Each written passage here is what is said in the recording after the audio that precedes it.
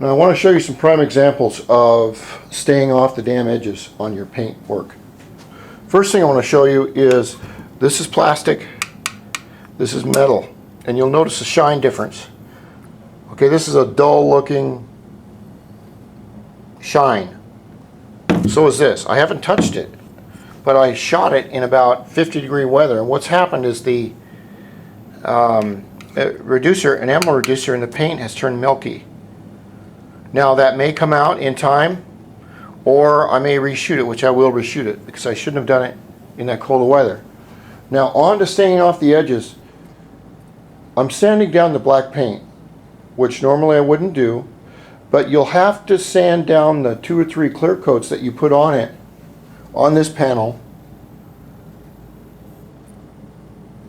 afterwards, and it'll do the same thing. Your weakest, I've been very careful. I've used 800 grit wet. Remember, on wet sandpaper, you can easily take off 2 times more material than dry, because on dry you have friction on friction, which takes the sanding material off the paper. But with wet, what happens is you load it up with paint and then wash it off and redo this. I have to wait for my bullshit light to come back on. Now this is right about where the panel is going to go.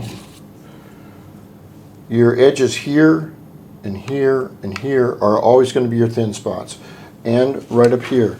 Also down here, and these are not thin spots right here, but the point is when you get the sandpaper into these areas, what's going to happen is your overlap paper is going to start rubbing on something else, and then it'll take the paint off. So we have to look at, all right, what is the public going to see on the bike? Are they going to see this area right here with the pipe coming out and going up over here, over this area? No, they're not. Any spaces with holes in them like this, stay away from them. Okay, you're not going to see edges down in here that's going to, for polishing. You may see a little bit of this. You're not going to see the inside of this or the other side here. And the one thing about putting on clear is that the clear is going to sparkle and shine right here, and right here, and basically all the rest of it will just blend in. I got to get a new light. This thing's pissing me off. So it's going to be a little dull for a moment. But you can see I was very careful over here to get the panel smooth. It's just the exact thing I would do when it was clearing, but you can see where the paint is thin right there. And I tried to stay off the edges as much as possible. Now if you're painting a car or lacquer, black lacquer or whatever, and you run across a situation like this, sanding it down, it's a repaint right there. Look down here, okay? So what we want to do is do your big areas first that are going to be seen by the public. The rest of them will blend in. Over here, this will blend in, but you can see that the edge of the sandpaper is hit right here. Now a lot of times on this plastic, they're cast. Oh, thanks for coming back on, you worthless piece of shit light. Bewitched or something. They're cast differently, and you don't know if they have little low spots here or high spots or high edges. So if you're doing work with wet sandpaper, which is good to do, it's all good to practice with, you want to never touch the edges because they're thin.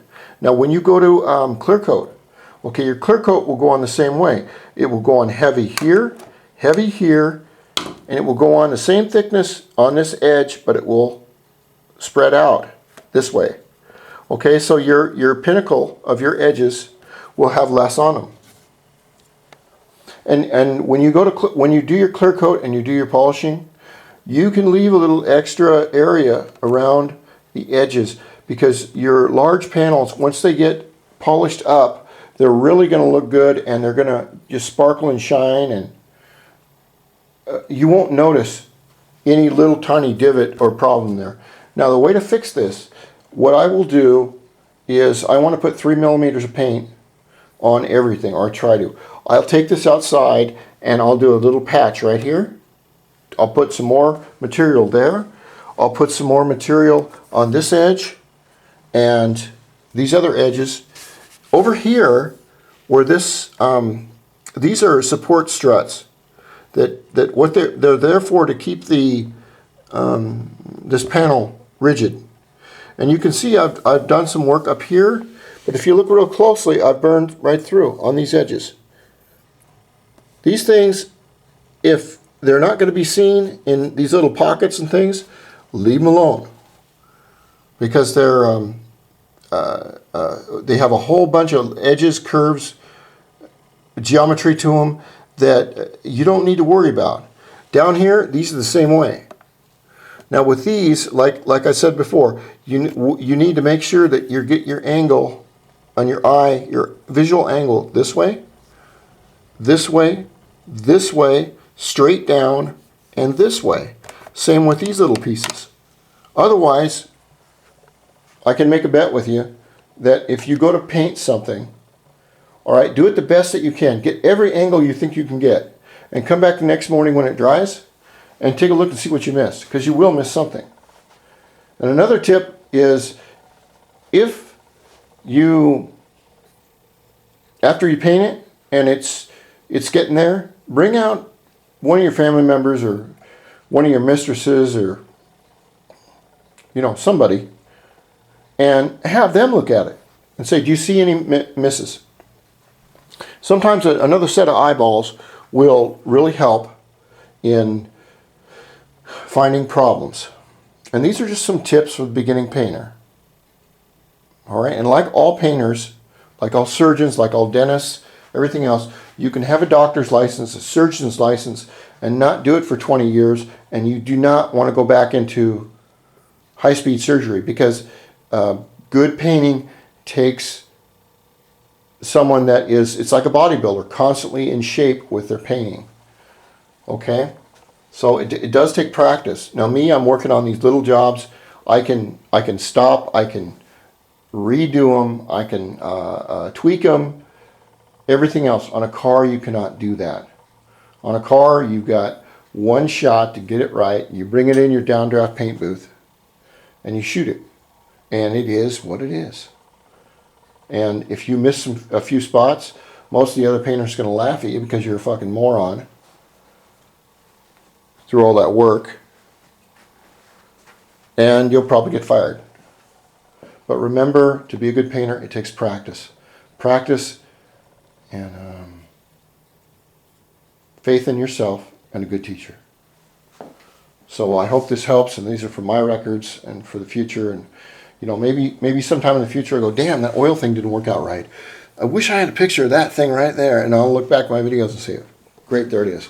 So if you like these videos, please watch more of them and grab some paint. Let's paint something.